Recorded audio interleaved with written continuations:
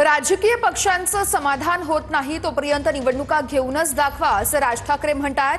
96 लाख खोटे मतदार महाराष्ट्राच्या यादीत असल्याचा आरोपही ठाकरेंनी केलाय। निवडणुका शांतपणे पार पाडायच्या असतील तर मतदार यादी स्वच्छ करा असंही राज ठाकरे म्हणतात। आता कळलंय, अगदी खात्रीलायकरित्या समजलेली गोष्ट तुम्हाला सांगतो की आत्ताच्या या होणाऱ्या निवडणुकांना त्यांनी 1 जुलैला यादी बंद करून टाकली।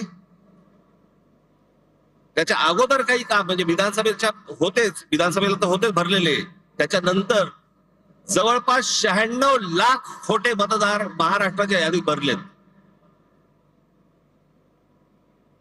मुंबईमध्ये असेच 8-8.5 लाख, 10 लाख, ठाण्यामध्ये असेच 8-8.5 लाख, पुण्यामध्ये भरलेत, नाशिकमध्ये भरले, प्रत्येक शहरांमध्ये प्रत्येक गावागावामध्ये भरलेले आहेत। आणि आम्ही जे निवडणूक आयोगावरती बोलतोय, निवडणूक आयोगाला ह्या याद्या सुधारा म्हणून सांगतोय, मला समजत नाही सत्ताधारी पक्षाचे लोक का चिडतायत।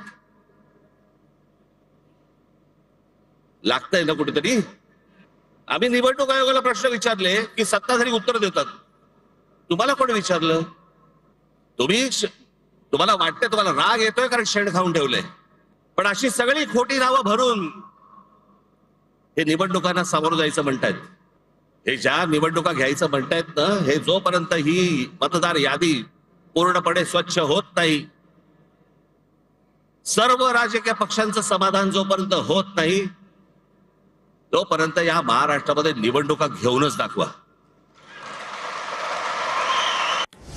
दुपारी 3 वाजता सर्वपक्षीय पत्रकार परिषद असणार आहे। राज ठाकरे यांनी ही माहिती दिली आहे। पुढचा कार्यक्रम काय असेल पत्रकार परिषदेत सांगू असंही राज ठाकरेंनी स्पष्ट केलंय। षडयंत्र ओळखा आणि मतदार याद्यांसाठी कामाला लागा अशा सूचनाही राज ठाकरेंनी दिल्यात।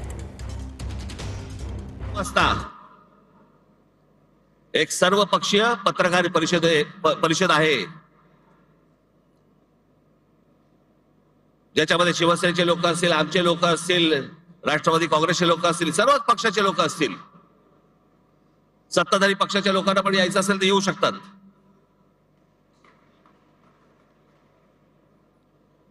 आणि पुढचा कार्यक्रम काय आहे हे आज 3 वाजता तुम्हाला सांगण्यात येईल। त्याची प्रतीक्षा करा आणि तयारीला लागा।